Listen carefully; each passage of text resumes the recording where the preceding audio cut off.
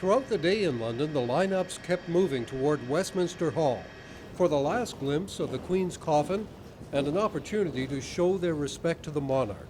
Again, people had been standing in line overnight in chilly English weather. I nearly gave up halfway through, but my husband said, come on, we're doing it.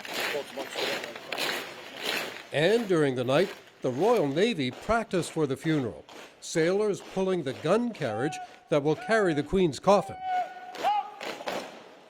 This is the last act of the armed forces in recognition of Her late Majesty Queen Elizabeth II.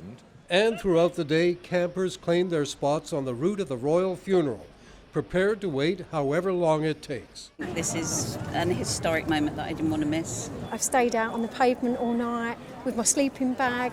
It's been fantastic. At the same time, the floral tributes continued piling up.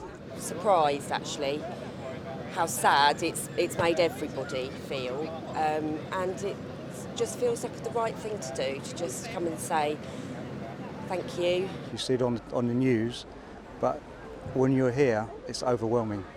It really is incredible.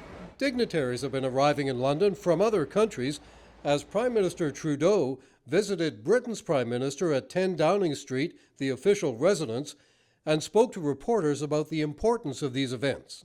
Certainly this is a moment for reflection on 70 years of extraordinary service to Canada and to the Commonwealth by Her Majesty Queen Elizabeth II, and reflect on the work we have to do going forward as a world to bring people together. He later went to Buckingham Palace for a reception with the King, as Queen Camilla reflected on the Queen in excerpts from an interview. It must have been so difficult for her, being a solitary woman. There weren't women prime ministers or women presidents.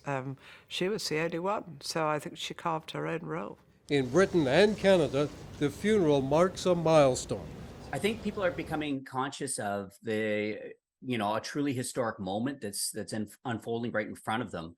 When we see these images of people lining up for 24 hours, I mean, it's just absolutely extraordinary. And then the accounts of 500 heads of state and dignitaries that are arriving. We are witnessing right now a really significant historical event. Tonight in Britain, the nation paused at 8 p.m. their time in a moment of silence for the Queen.